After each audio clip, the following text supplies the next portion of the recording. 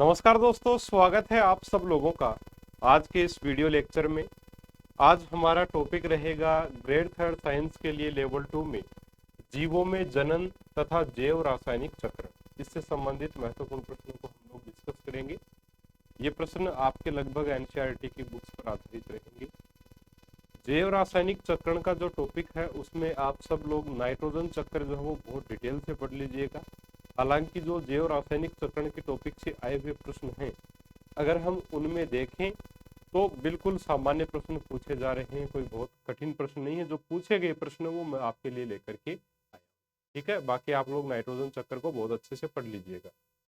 जीवों में जनन की बात करें तो इसमें जीवों में जनन की हम बात करें तो मुख्य रूप से हम मानव में जनन तंत्र को पढ़ते हैं, वहां से प्रश्न बनने की संभावना थोड़ी सी ज्यादा रहेगी। ठीक है, तो चलिए बिना समय गवाए हम लोग स्टार्ट कर लेते हैं आज के अपने टॉपिक को। और पहला प्रश्न है, कायिक संवर्धन से संबंधित है। अमीबा, युग्लिना, हाइड्रा और ब्रायोफिलम। कायिक संवर्धन यानी कि कायिक संवर्धन का मतलब होता है किसी पादप के द्वारा अपने किसी भाग से, जैसे जड़, तना, पत्ती आदि से एक नए पादप का विकास कर लेना, यही है कायिक संवर्धन। और ये कार्य किसमें होता है? ब्रायोफिलम में होता है। ठीक है, ब्रायोफिलम यानी कि पत्थर चट्टा, इसमें होता है। अमीबा और युग्लिना की बात करें, अमीबा और युग्लिना की अगर हम बात करें तो इन दोनों में बहुविखंडन होता है। बहुविखंडन होता है यानी कि इनका जो केंद्रक है वो अनेक केंद्रकों में विभक्त हो जाता है। तो इनमें क्या होता है, आपके अमीबा और युग्लिना में बहुविखंडन साथियों होगा। ठीक है, वहीं बात करें हाइड्रा की तो हाइड्रा में क्या होता है? मुकुलन होता है। हाइड्रा में क्या होता है? मुकुलन। मुकुलन के साथ साथ इसमें पुनरुद्भवन, पुनरुद्भवन की क्रिया भी होती है ना। इसके माध्यम से इसमें जनन होता है। यहाँ आंसर रहेगा ब्रायोफिलम। इस प्रकार के सामान्य प्रश्न भी आपसे जो वो पूछे जा सकते हैं। प्यारे साथियों, प्री ग्रेड थर्ड का अपना एग्जाम जो है वो आप सब लोग जानते हो कि 15 तारीख से हमारे एग्जाम स्टार्ट होंगे। तो रजिस्ट्रेशन आप लोगों ने कर लिया होगा, अगर नहीं किया है लिंक डिस्क्रिप्शन बॉक्स में है, एप्लीकेशन का डाउनलोड कीजिएगा और जरूर रजिस्ट्रेशन कीजिएगा। बहुत तरीके से पेपर बनाए गए हैं, पूरे एनसीईआरटी पैटर्न को फॉलो करके, आपके सिलेबस को फॉलो करके, आपके कोर्स के आधार पर जो पेपर बनाए गए। अगला प्रश्न है, निम्न में से एक लिंगी पुष्प है। सरसों, गुड़हल, खजूर या नारियल। एक लिंगी पुष्प वो होते हैं जिनमें या तो पुंकेसर हो या सिर्फ स्त्री केसर हो। ठीक है, या तो मादा या नर, है ना। ऐसे जो पुष्प होते हैं एक लिंगी पुष्प, उसमें सरसों देखिए द्विलिंगी पुष्प है, गुड़हल द्विलिंगी पुष्प और नारियल भी द्विलिंगी पुष्प है। इसलिए उत्तर क्या होगा? खजूर। खजूर जो है वो एक लिंगी पुष्प है। ऑप्शन नंबर 3 यहाँ पर इसका सही उत्तर साथियों रहेगा। बहुत अच्छा प्रश्न था ये भी। अगला प्रश्न, निम्न में से स्त्री केसर का भाग नहीं है। वर्तिका, वर्तिकागर, अंडाशय या परागकण। हम जानते हैं स्त्री केसर और पुंकेसर। पुंकेसर नर जननांग है, स्त्री केसर मादा जननांग है, फूल के लिए, पौधों के लिए। स्त्री केसर में वर्तिकागर, वर्तिका, वर्तिकागर और अंडाशय ये तीनों आते हैं, परागकण इसमें नहीं आते हैं।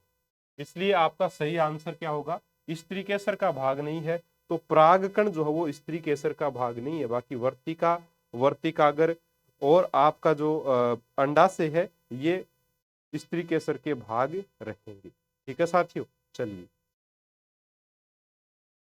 निम्न में से सत्य कथन कौन सा है? बीजांड परिपक्व होकर बीज बनता है। दूसरा, अंडाशय परिपक्व होकर फल बनता है। तीसरा, बीजांड अंडाशय में ही होता है। और 4 उपरोक्त सभी। तो सत्य कथन पूछा है, सारे कथन बिल्कुल ठीक है, क्योंकि जो बीजांड होता है वो परिपक्व होकर, बीजांड जब परिपक्व होगा तभी वो बीज में बदलेगा। और हम जानते हैं अंडाशय परिपक्व होकर क्या बनता है, फल बनता है। और फल के अंदर क्या होता है? बीज होता है। यानी कि हम अगर बात करें बीजांड की तो वो किस में पाया जाएगा? अंडाशय में पाया जाता है। ठीक है, तो बीजांड जो वो अंडाशय में ही पाया जाता है, ये बिल्कुल ठीक है। इसीलिए जब हम किसी फल को खाते हैं तो बीज उसके अंदर निकलते हैं। जो हम खा रहे हैं वो परिपक्व अंडाशय, वो क्या है, परिपक्व अंडाशय हम लोग खाते हैं, उसके अंदर बीजांड होता है जो बीज में बदल चुका होता है। ठीक है, तो सारे कथन सही है, इसलिए ऑप्शन नंबर 4 इस प्रश्न का उत्तर रहेगा। प्रश्न नंबर 5 है, निम्न में से उभयलिंगी भी उभयलिंगी है। उभयलिंगी लिख रखा है यहाँ, उभयलिंगी, उभयलिंगी, उभयलिंगी यानी उभयलिंगी का मतलब जिसमें नर और मादा दोनों जननांग होते हैं उसको उभयलिंगी हम कहते हैं। तिलचट्टा, कुत्ता, जोंक या मनुष्य, तो तिलचट्टा, कुत्ता और मनुष्य ये एक लिंगी है। ठीक है, ये एक लिंगी है, उभयलिंगी नहीं है। ठीक है, लेकिन जोंक जो है वो उभयलिंगी है। जोंक के साथ साथ केचुआ, जोंक के अलावा केचुआ, केचुआ और टेपवर्म, टेपवर्म या फीताकर्मी जिसको हम बोलते हैं हिंदी में, टेपवर्म यानी कि फीताकर्मी, फीताकर्मी। ठीक है, टेपवर्म या फीताकर्मी, और इसके अलावा स्पंज। ठीक है, स्पंज, ये जो होते हैं ये क्या होते हैं साथियों, उभयलिंगी होते हैं। ये क्या होते हैं, उभयलिंगी होते हैं। स्क्रीनशॉट आप चाहो तो ले सकते हो। ठीक है, यानी कि जिनमें नर और मादा जननांग दोनों पाए जाते हैं उनकी बात है। ठीक है, तो उभयलिंगी हो गए आपके। चलिए आगे बढ़ते हैं, प्रश्न नंबर 7 अपना, वर्षण कोश, एक मिनट, प्रश्न नंबर 6, प्रश्न नंबर 6 है सही। मेंढक कायांतरण द्वारा वयस्क में बदलता है, यह किस हार्मोन से नियंत्रित होता है? वर्दी हार्मोन, थायरोक्सिन हार्मोन, पैराथार्मोन, ये बिल्कुल सभी को पता है, थायरोक्सिन हार्मोन से होता है ऐसा। और ये प्रश्न देखिए साथियों बहुत बार पूछा जा चुका है, बहुत बार एग्जाम्स में, अलग अलग परीक्षाओं में प्रश्न आ चुका है। जनन तंत्र का टॉपिक कोई बहुत कठिन टॉपिक नहीं है ना, जीवों में जनन सामान्य प्रश्न पूछे गए हैं बिल्कुल, अभी तक राजस्थान के जितने भी एग्जाम में बिल्कुल सामान्य प्रश्न आए। और आपको ये प्रश्न भी बिल्कुल सामान्य लग रहे होंगे, लेकिन आप यकीन मानिए कि अगर जनन तंत्र से प्रश्न आएगा, आने की संभावना कम रहती है थोड़ी सी, लेकिन आएगा तो आराम से जो हमने पढ़ा उसमें से हो जाएगा, कोई बहुत कठिन टॉपिक नहीं है। तो ये थायरोक्सिन हार्मोन है, सभी को पता है, टेडपोल से मेंढक में एक प्रकार से उसका कायांतरण जो होना है टेडपोल का, वो किस हार्मोन की वजह से होता है, थायरोक्सिन हार्मोन की वजह से होता है। तो ऑप्शन 2 आपका सही होगा यहाँ पर। प्रश्न नंबर 7, वर्षण कोश शरीर से बाहर क्यों होते हैं? वर्षण कोश शरीर के बाहर क्यों होते हैं? एक, शरीर के सामान्य ताप से अधिक ताप के लिए। शरीर का सामान्य ताप कितना होता है? मनुष्य का सामान्य तापमान, मनुष्य का सामान्य ताप 37 डिग्री सेंटीग्रेड, 37 डिग्री सेंटीग्रेड होता है मनुष्य का सामान्य तापमान। ठीक है, शरीर के सामान्य ताप से अधिक ताप के लिए। दूसरा, शरीर के सामान्य ताप से कम ताप के लिए। तीसरा, उपरोक्त दोनों। और 4 है इनमें से कोई नहीं। देखिए इसका जो आंसर बनेगा वो रहेगा शरीर के सामान्य ताप से कम ताप के लिए। हम जानते हैं वर्षण कोश में किसका निर्माण होता है? शुक्राणुओं का निर्माण होता है ना। वर्षण कोश में किसका निर्माण होता है? शुक्राणु, है ना।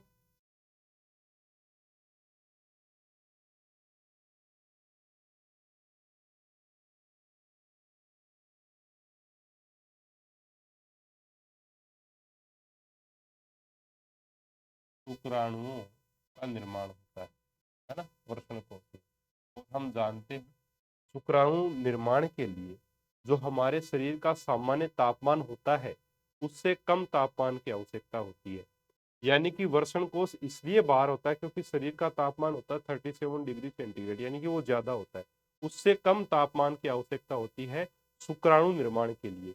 तो वर्षण कोश का तापमान अगर हम बात करें हमारे सामान्य शरीर के तापमान से कम होता है, वृषण कोश का तापमान लगभग कितना होता है? लगभग 33 डिग्री से लेकर के 33 डिग्री सेंटीग्रेड से 34 डिग्री सेंटीग्रेड होता था। ये होता है वृषण कोश का तापमान। इतने तापमान पर ही जो है वो शुक्राणु का निर्माण हो पाता है ना, इसलिए ये बाहर स्थित होते हैं। ठीक है, तो ये आप लोग अगर चाहो तो स्क्रीनशॉट इसका ले सकते हो।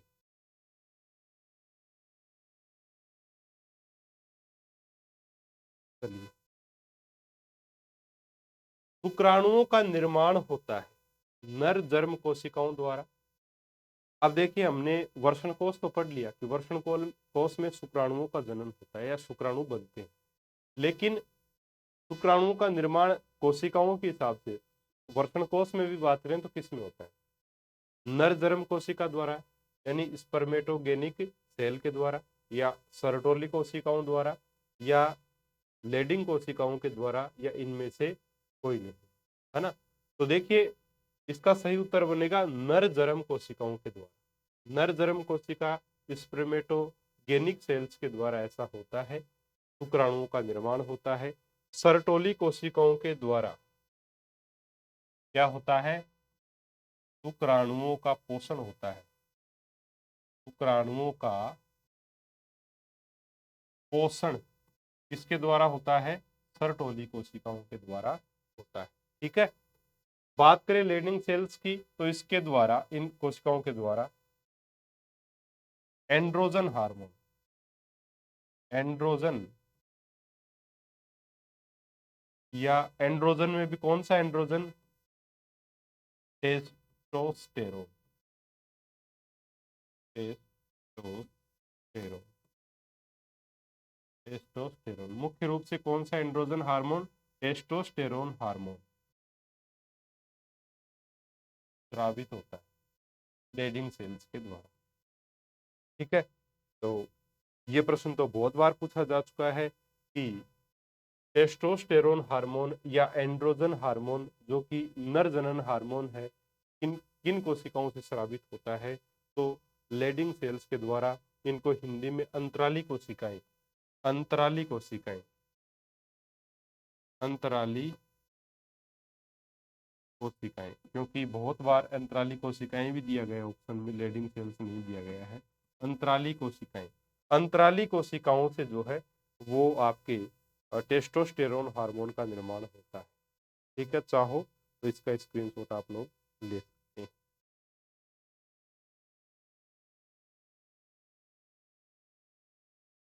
असंगत युग्म अधिवर्षण, शुक्राणुओं का परिपक्वन, संग्रहण तथा परिवहन।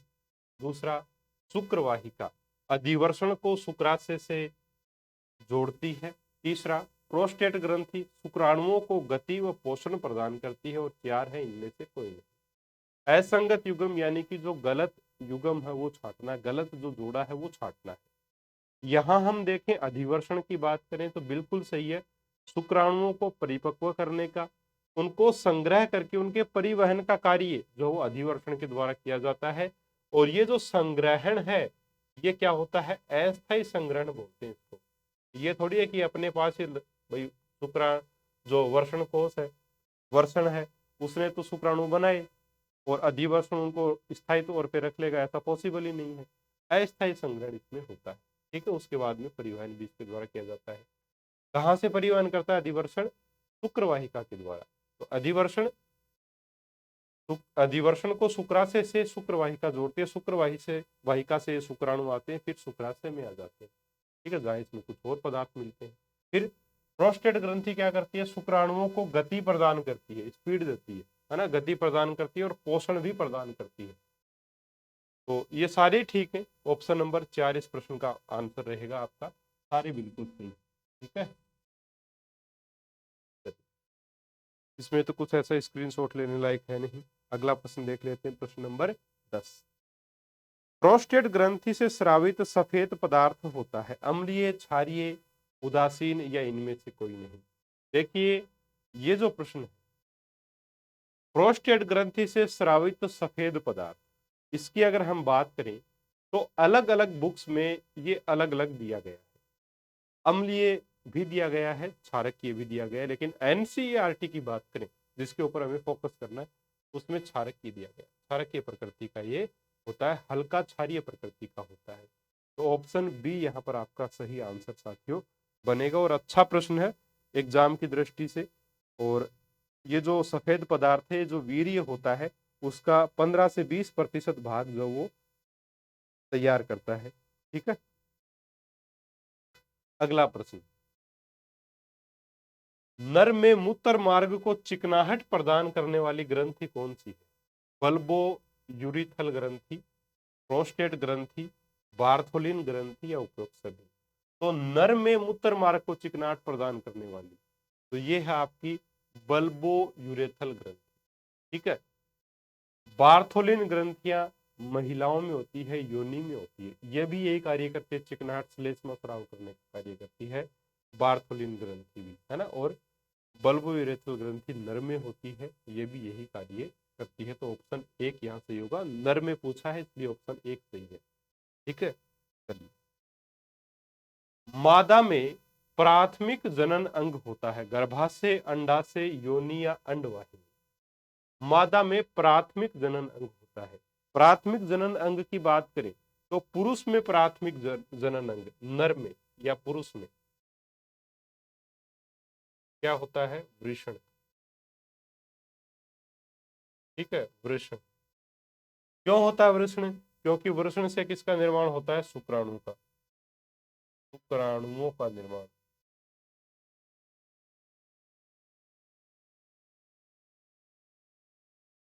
शुक्राणुओं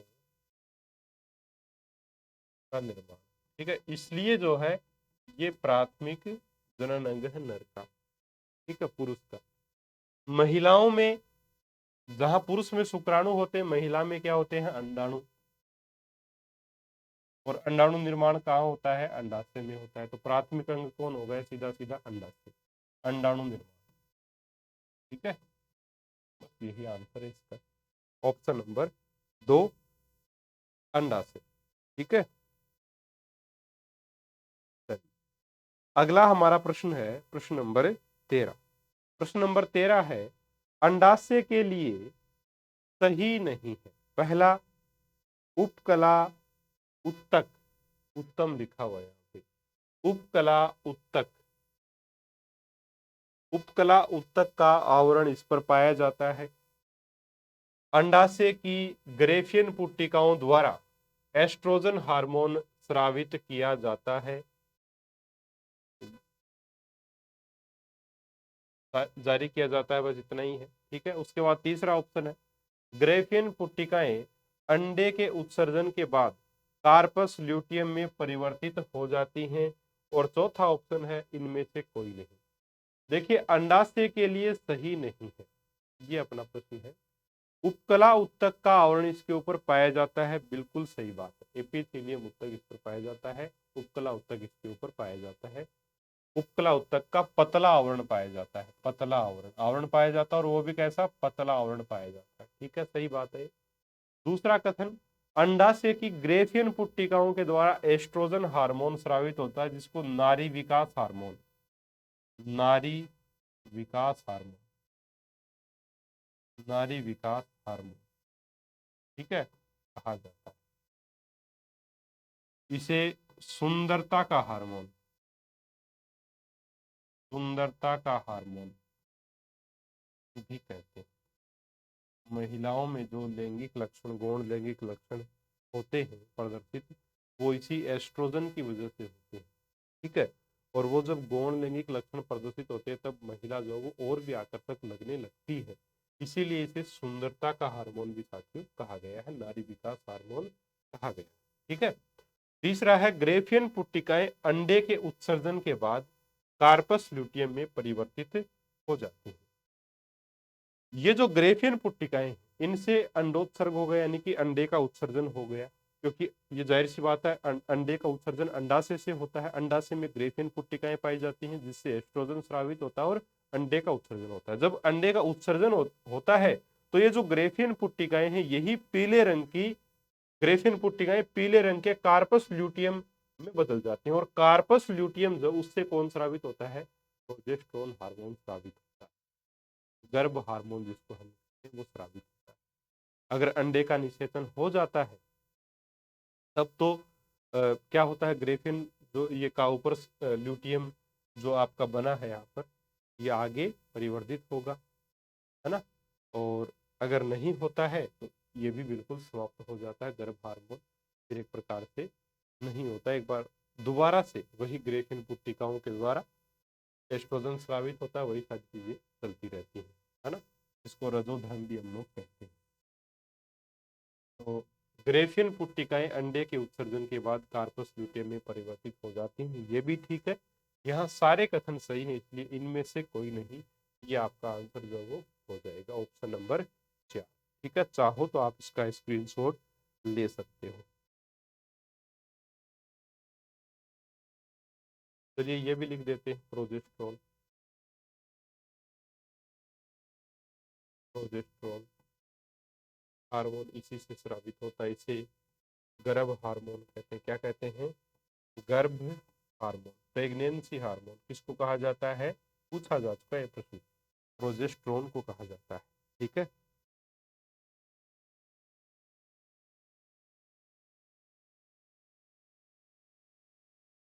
चलिए अगला प्रश्न।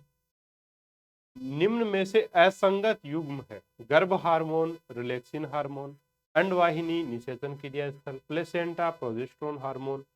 चौथा 1 व 3 दोनों तो अभी पिछले प्रश्न के हिसाब से तुरंत आंसर कर दोगे आप, तो चौथा ऑप्शन, क्योंकि गर्भ हार्मोन जो है वो रिलैक्सिन नहीं है, गर्भ हार्मोन है आपका प्रोजेस्टेरोन। गर्भ हार्मोन कौन है? प्रोजेस्टेरोन है। प्लेसेंटा से कौन स्रावित होता है? रिलैक्सिन हार्मोन स्रावित होता है। ठीक है, प्रोजेस्टेरोन हार्मोन को गर्भ हार्मोन भी हम कहते हैं, है ना, लिखा हुआ है।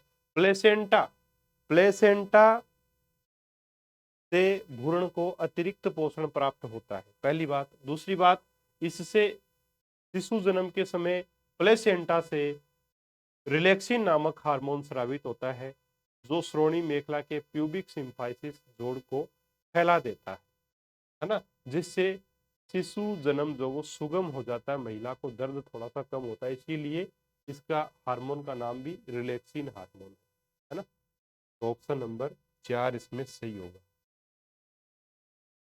भ्रूण की वह अवस्था जिसमें सभी शारीरिक भागों की पहचान हो जाती है, बहुत बार पूछा गया प्रश्न और बहुत ही आसान। भ्रूण की वह अवस्था जिसमें सभी शारीरिक अंगों की पहचान या सभी शारीरिक भागों की पहचान हो जाती है, उसको साथियों कहा जाता है गर्भ। ऑप्शन नंबर 4, बहुत बार पूछा जाता है प्रश्न। ठीक है, अच्छा इसमें एक और चीज बताना चाहूंगा युग्मनज की। जब जाइगोट या युग्मनज एक ही बात है, जब शुक्राणु और अंडाणु मिलते हैं, शुक्राणु में भी एक केंद्रक होता है, अंडाणु में भी एक केंद्रक होता है, जब ये दोनों मिलते हैं तब किसका निर्माण होता है? युग्मनज यानी कि जाइगोट का निर्माण होता है। अब बच्चे क्या करते हैं कि सर इसमें काफी बार मेरे से प्रश्न भी पूछ चुके हैं कि सर युग्मनज में एक केंद्रक होता है कि दो केंद्रक होते हैं? क्योंकि दो केंद्रक बताने का कारण ये होता है कि इसमें अंडाणु और शुक्राणु मिले हैं तो दो केंद्रक होंगे, क्योंकि एक अंडाणु का एक शुक्राणु का, लेकिन ऐसा नहीं है, केंद्रक भी वहां मिल जाते हैं, है ना। तो केंद्रक एक ही होगा यहाँ पर, युग्मनज यानी जाइगोट में केंद्रक क्या होगा? एक ही होगा। चलिए, महिलाओं में आवाज बारीक होना किस हार्मोन से संबंधित है?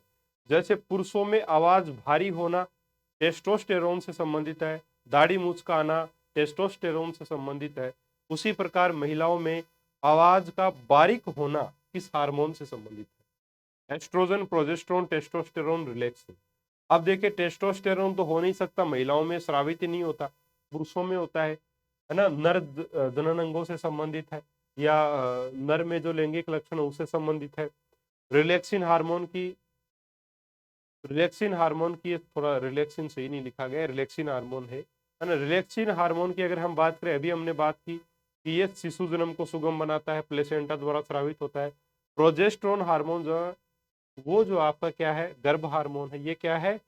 गर्भ हार्मोन है, यानी प्रेगनेंसी हार्मोन, यानी प्रेगनेंसी से संबंधित है। दूसरा ये क्या करता है? दुग्ध ग्रंथियों, दुग्ध ग्रंथियों का विकास करता है, दुग्ध ग्रंथियों का विकास इसी के द्वारा होता है। यानी जब महिला गर्भवती हो जाती है तो उसके स्तन थोड़े भारी हो जाते हैं। सॉरी, जब महिला गर्भवती हो जाती है तो उसके स्तन थोड़े से भारी हो जाते हैं, उसका रीजन है प्रोजेस्टेरोन हार्मोन। ठीक है, इसीलिए गर्भ हार्मोन भी है। इसके स्राव से दुग्ध ग्रंथियों का विकास होता है जिसकी वजह से स्तन भारी होते हैं। ठीक है, तो ये गर्भ हार्मोन हो गया प्रोजेस्टेरोन। इसका सही जो जवाब होगा वो रहेगा एस्ट्रोजन। महिलाओं में आवाज बारीक होना, जैसे गौण लैंगिक लक्षणों में आता है, आवाज मोटा होना, पतला होना। महिलाओं में आवाज पतली हो गई है ना, और बाकी जो बाहरी आवरण में बदलाव होते हैं वो, ये सारे के सारे जो है वो किसके कारण होते हैं? एस्ट्रोजन हार्मोन के कारण होते हैं। इसीलिए इसे सुंदरता का हार्मोन कहा जाता है, नारी विकास हार्मोन कहा जाता है। तो ऑप्शन आपका यहाँ एक सही होगा। ठीक है, इसको आप स्क्रीनशॉट के रूप में ले सकते हैं इसको भी। प्रश्न नंबर आपका ये 16 हो गया। ठीक है, अब प्रश्न नंबर 17 की अगर हम बात करें, देखिए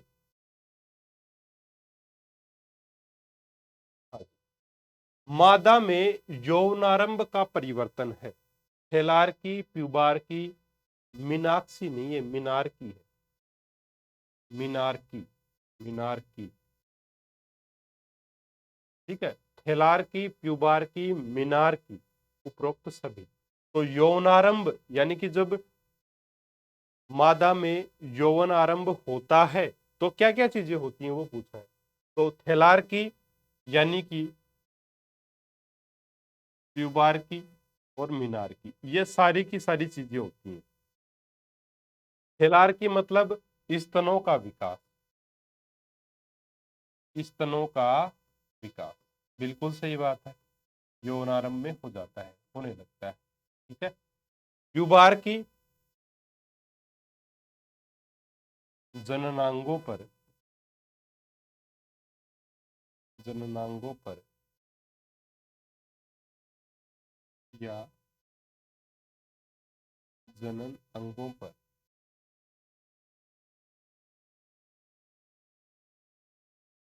बालों का आना, ये कहलाता है प्यूबार्की। ठीक है, ये भी होता है।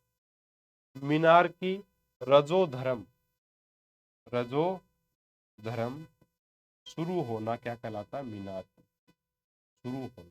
तो ये सारे के सारे कार्य यौनारंभ में प्रारंभ हो जाते हैं, इसलिए उपयुक्त सभी यहाँ आंसर होगा।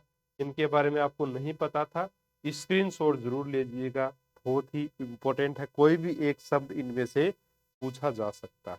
ठीक है, मादा जननांग का कौन सा भाग नर के शीशन, नर के शीशन के समतुल्य? गर्भाशय, गर्भगिरवा, योनि या भक्षी? गलती से भी इसमें योनि मत कर देना साथ। शीशन के समान जो भाग रहेगा वो रहेगा भगसेप, है ना। भगसेप ऊपर बिल्कुल छोटा सा एक पार्ट होता है ना, ऊपर इस प्रकार से बताया हुआ मेरा आपको, ये भगसेप होता है। तो ऑप्शन 4 यहाँ आपका सही आंसर रहेगा। योनि जो है वो डायग्राम बनाए, वो संपूर्ण पार्ट जो है वो योनि कहलाता है एक साथ, और भगसेप ऊपर का एक भाग होता है। ठीक है, तो वो बिल्कुल आपके नर में शीशन के समतुल्य होता है। भगसेप पूछा गया प्रश्न है, ध्यान में रखिएगा इसे। अगला आपका प्रश्न देखिए, भ्रूण की किस अवस्था में 3 भ्रूणीय स्तरों का विकास होता है? 3 भ्रूणीय स्तर कौन से हैं? एक्टोडर्म, मीजोडर्म और एंडोडर्म। एक्टोडर्म, मीजोडर्म और एंडोडर्म, जिसमें भ्रूण के, या फिर अपन बात करें कि मनुष्य जो है ना, जो जीव है, उसके सभी शारीरिक अंगों का विकास जिसमें होता है, एक्टोडर्म, मीजोडर्म और एंडोडर्म। उन भ्रूणीय स्तरों का विकास किस अवस्था में होता है? मोरूला, ब्लास्टूला, ग्रेस्टूला या इनमें से कोई नहीं?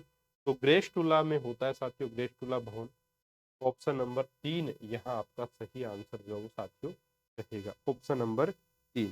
ठीक है, चलिए ऑप्शन नंबर 3 यहाँ हो जाएगा ग्रेस्टूला।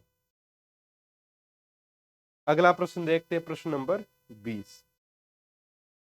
निम्न में से असत्य है, निम्न में से असत्य है। पहला, मोरूला में समसूत्री विभाजन से बनी संरचना ओरक कहलाती है। मोरूला में समसूत्री विभाजन से बनी संरचना को कोरक ही कहते हैं। ठीक है, ये सही है, ये बिल्कुल सही कथन है साथ आपका। ठीक है, अगला, महिलाओं में नसबंदी को वेसेक्टोमी कहते हैं। महिलाओं में नसबंदी को वेसेक्टोमी थोड़ी कहते हैं, ट्यूबेक्टोमी कहते हैं, ये गलत है। ट्यूबेक्टोमी कहा जाता है, वेसेक्टोमी तो बोलते हैं पुरुष नसबंदी। ठीक है, फिर मूत्र में HCG यानी ह्यूमन कोरियोनिक गोनेडोट्रोपिन की उपस्थिति से गर्भावस्था यानी प्रेगनेंसी का परीक्षण किया जाता है। बिल्कुल, बहुत अच्छे से लाइन आपको लिखवाई हुई है नोट्स में, ये सही कथन है। असत्य हमें पहचानना था, चौथा इनमें से कोई नहीं। असत्य पहचानना था तो ऑप्शन नंबर 2 आपका बिल्कुल गलत करना है, क्योंकि महिलाओं में नसबंदी को ट्यूबेक्टोमी कहते हैं, वेसेक्टोमी कहते हैं पुरुषों में नसबंदी को। ठीक है, तो यहाँ आपका आंसर बनेगा ऑप्शन नंबर 2। ठीक है, चलिए, प्रोजेस्टेरोन हार्मोन का कार्य है गर्भाशय की दीवार को मोटी करना, लिखवाया हुआ है ये पूरा। दूसरा, गर्भाशय की दीवार में ग्लाइकोजन एवं वसा का संचय करना, तभी तो मोटी होगी वो, वसा का संचय होगा तो।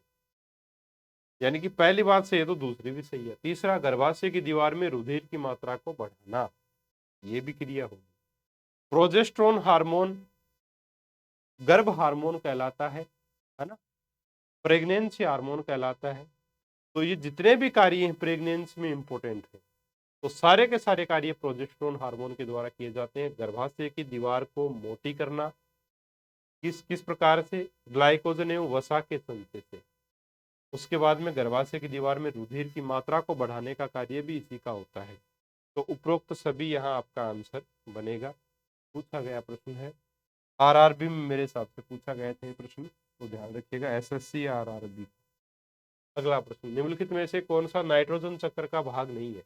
नाइट्रोजन चक्र का जो भाग नहीं है, देखिए राइजोबियम जीवाणु वगैरह के बारे में मैंने कोई प्रश्न नहीं लिया है, वो जो पार्ट है वो इंपॉर्टेंट जरूर है ना, और उसको आप अपने नोट्स में से अपनी बुक में से जरूर पढ़ें। मैंने यहाँ पर जो मैटर लिया है वो 10th तक की बुक्स में से लेने की मैंने कोशिश की ज़्यादा, तो वहाँ ऐसा कुछ जो वहाँ से जो प्रश्न बनते थे जैव रासायनिक चक्रण के, वो मैंने बनाए, है ना, और यहीं से पूछे भी गए हैं अभी हाल फिलहाल में, जो कर्मचारी चयन बोर्ड है उसके द्वारा पूछे भी गए हैं। हालांकि आपको वो जीवाणु जो राइजोबियम जीवाणु वगैरह है, इनके रूप में बहुत नाइट्रोबैक्टर जीवाणु है, बहुत अच्छे से आपको पढ़ना है, मैंने बहुत अच्छे से पढ़ाया भी है। तो निम्नलिखित में से कौन सा नाइट्रोजन चक्र का भाग नहीं है? वायुमंडलीय नाइट्रोजन, अमोनिया, मर्तजीव और हाइड्रोजन सल्फाइड। अब देखिए, नाइट्रोजन चक्र का भाग नहीं है, वायुमंडलीय नाइट्रोजन तो रहेगी नाइट्रोजन चक्र का भाग, अमोनिया, अमोनिया भी रहेगी, अमोनिया से नाइट्रोजन प्राप्त होती है, मर्तजीव से भी नाइट्रोजन प्राप्त होती है। तो हाइड्रोजन सल्फाइड यहाँ पे आपका सही आंसर रहेगा, इसका कोई भी संबंध नहीं है नाइट्रोजन चक्र से, तो यही आपका उत्तर हो जाएगा। अच्छा प्रश्न था, चलिए आगे देखते हैं। अमोनियम क्लोराइड और sodium nitrite, ammonium chloride NH4Cl, sodium nitrite यानी सोडियम यानी Na, नाइट्राइट NO3, NaNO3, है ना, NH4Cl NaNO3 के विलयन को गर्म करने पर प्राप्त होने वाली गैस कौन सी है? तो देखिए, यहाँ सोडियम अमोनियम क्लोराइड है, यहाँ सोडियम नाइट्राइट, तो एक तो सोडियम क्लोराइड बन जाएगा, एक आपका बन जाएगा जल, और उसके बाद में बचेगी आपकी नाइट्रोजन गैस। तो ऑप्शन नंबर 1 यहाँ सही आंसर इसमें रहेगा। ठीक है, ऑप्शन नंबर 1 इसमें सही रहेगा। 7th क्लास की बुक में दिया हुआ है। निम्न में से एक गैसीय प्रकार का चक्र नहीं है? कार्बन चक्र, नाइट्रोजन चक्र, फास्फोरस चक्र, ऑक्सीजन चक्र। देखिए, नाइट्रोजन और ऑक्सीजन तो सीधे सीधे अपने को नजर आ रहे हैं कि ये जो चक्र है तो ऑक्सीजन टाइप गैसीय चक्र है। कार्बन जो चक्र है वो मुख्य रूप से कार्बन डाइऑक्साइड का चक्र हम मान सकते हैं। कार्बन चक्र बोले या कार्बन डाइऑक्साइड का चक्र बोले, लगभग एक ही बात है। ठीक है, तो कार्बन चक्र में कार्बन डाइऑक्साइड का योगदान है, तो ये भी निश्चित तौर पर एक गैसीय चक्र ही कहा जाएगा। लेकिन जो फास्फोरस चक्र है, फास्फोरस जो पृथ्वी की सतह पर ठोस अवस्था में पाया जाता है, तो फास्फोरस जो चक्र है वो गैसीय चक्र नहीं है साथियों, ये गैसीय चक्र नहीं है। इसलिए ऑप्शन नंबर 3 यहाँ आपका सही आंसर साथियों बनेगा। ठीक है, चलिए अगला प्रश्न देख लेते हैं। निम्नलिखित में से कौन से जैव भू रासायनिक चक्र में समस्त अधोलिखित प्रक्रियाएं सम्मिलित होती है, पूछा गया प्रश्न है। संघनन, पिघलना, वाष्पोत्सर्जन, वाष्पीकरण या जमना, ये पूछा गया है साथियों आपके एलडीसी के एग्जाम में पूछा गया है और कर्मचारी चयन बोर्ड के द्वारा ही पूछा गया है। पहला ऑप्शन है नाइट्रोजन चक्र, दूसरा जल चक्र, तीसरा कार्बन चक्र, चौथा है सल्फर चक्र। देखिए, संघनन, पिघलना, वाष्पोत्सर्जन भाप बन के उड़ जाना, वाष्पीकरण हो जाना उसका, जमना, ये सारे के सारे काम कौन करता है? पानी तो करता है। तो जल चक्र हो जाएगा सीधा सा आंसर, जल चक्र हो जाएगा यहाँ पर, बिल्कुल आसान है। अगला देखिए, प्रयोगशाला में ऑक्सीजन बनाने में प्रयुक्त पदार्थ है पोटेशियम परमैंगनेट KMnO4। ऑक्सीजन बनाना चाह रहे हैं KMnO4, यही आंसर O4 KMnO4। कक्षा 7 का प्रश्न है ये भी साथियों, कक्षा 7 में दिया गया ये प्रश्न। अब देख लो आप कितनी इंपॉर्टेंट किताबें हैं, छोटी क्लासेस वाली भी सीधा सीधा प्रश्न आ सकता है। तो ये प्रश्न थे हमारे कुछ जीवों में जनन और रासायनिक चक्रण से संबंधित। इसके आगे के जो टॉपिक्स है, भोजन वगैरह का है, रोग वाला टॉपिक है, उनके प्रश्न भी मैं आपके लिए लेकर आऊँगा। उसके बाद में हम फिजिक्स को स्टार्ट करेंगे। उम्मीद करूँगा ये सीरीज आपको पसंद आ रही होगी। समय अभाव के कारण गणित मैं आपको नहीं करवा पा रहा हूँ, क्योंकि जो प्री ग्रेड 3 के एग्जाम है उनके पेपर भी साथ में तैयार कर रहे हैं। बहुत मेहनत लगती है, आप जरूर से जरूर उनको पेपर्स को लें और डेफिनेटली आपको फायदा होगा। निश्चित तौर पर आपको ये पता चलेगा कि किस प्रश्न को छोड़ना है, किसको करना है, कैसे पेपर को अटेम्प्ट करें। हर एक चीज यानी कि आपकी उसमें परफेक्ट होगी, आपको नुकसान नहीं होगा, फायदा होगा। तो वो पेपर आपको जरूर से जरूर करनी चाहिए। कोई बहुत ज्यादा प्राइस भी नहीं है, 120 रुपए की प्राइस है, इसमें भी परेशानी हो रही तो देखिए अब क्या करें। बाकी मैं तो ये बोलूंगा आपको कि आपने अगर इतने कुछ पैसे खर्च किए तो 100-150 रुपए के ज्यादा उसके लिए सोचने की आवश्यकता नहीं है ज्यादा। उससे आपको ये पता चलेगा कि आपकी तैयारी कैसी है। और हम कोई ये नहीं है कि ऐसा पेपर बना दें कि आपका मोराल ही डाउन हो जाएगा, नहीं, हमने जो पढ़ाया है उसमें से मैटर आएगा। अब आप देख लो कैसा मैटर है, जो हमने पढ़ाया वो मैटर आएगा। जो प्रश्न पूछे जा रहे हैं एग्जाम्स में वैसे प्रश्न आएंगे, कोई बहुत कठिन प्रश्न नहीं आएंगे। अब बच्चे बोलते हैं सर सीईटी के एग्जाम का पेपर देख के थोड़ा दिमाग खराब हो जाता है, साइंस में प्रश्न अजीब अजीब आए। देखिए साइंस का सिलेबस ही अलग है उनका, हमारा सिलेबस अलग है, वो सिलेबस अलग है। कहाँ तुलना कर रहे हो? हमारे अपने सिलेबस की आप देखो, आपको जो पढ़ाया गया उसमें से निश्चित प्रश्न आएंगे, क्योंकि एनसीईआरटी हमने पढ़ी और एनसीईआरटी से ही आपके प्री ग्रेड 3 के पेपर बनाए जाएंगे। इसलिए आप सभी को मैं यही बोलूंगा कि आप जरूर से जरूर वो एग्जाम दीजिए, तभी आपको बेनिफिट जो वो सही प्रकार से मिल पाएगा और अपने को पता भी लग पाएगा कि हमने किस प्रकार की तैयारी की है। हम जहाँ पढ़े हैं वहाँ हमें सही से पढ़ाया गया नहीं पढ़ाया गया, है ना? ऐसा तो हो ही नहीं सकता कि सही से पढ़ाया नहीं जाए। कहीं ना कहीं हमारे अंदर ही कमी रही होगी कि हम अभी तक सेलेक्ट नहीं हुए हैं। कभी कभी बच्चे क्या करते हैं कि सर मैं उनसे पढ़ा था और सिलेक्शन नहीं हो पाया, उन्होंने अच्छा नहीं पढ़ा। ऐसा नहीं होता। पढ़ाने वाले जो होते हैं ना, चाहे मैं पढ़ाऊं चाहे कहीं और पढ़वाऊं, आपको लगभग एक जैसा मैटर दिया जाता है, कहीं कम कहीं थोड़ा ज्यादा। हम देते हैं सिलेक्टेड मैटर, एनसीईआरटी देते हैं या आरबीएससी कोर्स में तो आरबीएससी देते हैं, यानी कि जो वर्तमान में कोर्स में किताबें चल रही होती हैं उसके ऊपर मेरा कंसंट्रेशन रहता है ज्यादा। इस बार एनसीईआरटी चल रही है तो एनसीईआरटी आपको पढ़ा दिया, प्रश्न इन्हीं बुक्स में से आते हैं ज्यादातर। ठीक है, लेकिन कोचिंग्स का काम होता है खूब सारा मैटर देना, वो तो वो करेंगे। यहाँ सिलेक्टेड मैटर आपको मिलेगा, लेकिन जो हमारा प्रश्न पत्र आएगा प्री ग्रेड 3 का वो बिल्कुल जो एनसीईआरटी की बुक्स हैं उनके ऊपर लगभग आधारित रहेगा। एक आधा प्रश्न हम जरूर बाहर से देंगे, अभी बोल रहा हूँ, क्योंकि वो एग्जाम में भी आपको देखने को मिलेंगे, लेकिन कोई बहुत कठिन पेपर नहीं है। आपका मुराल डाउन नहीं होगा, आपका मुराल डाउन नहीं हो, इसी चीज को ध्यान में रख करके मैंने वो पेपर बनाए हैं और निश्चित आपको फायदा होगा। आप जरूर से जरूर इसमें ज्वाइन हो और ज्वाइन हो करके इस सीरीज का आप फायदा उठाएं। ठीक है, चलिए हम मिलेंगे अगले वीडियो में। और वीडियो अगर ये आपको पसंद आया है तो ज़रूर से ज़रूर लाइक करें, शेयर करें और चैनल को ज़रूर सब्सक्राइब कर लीजिएगा। और जो घंटे का निशान आता है उसको दबा दोगे, नोटिफिकेशन को ऑल पर कर दोगे, तो आपको हमारे सारे वीडियोज के नोटिफिकेशन मिल जाएंगे। ठीक है, तो चलिए मिलेंगे हम अगले वीडियो में एक और नए टॉपिक के प्रश्नों के साथ। तब तक के लिए नमस्कार, जय हिंद, जय भारत।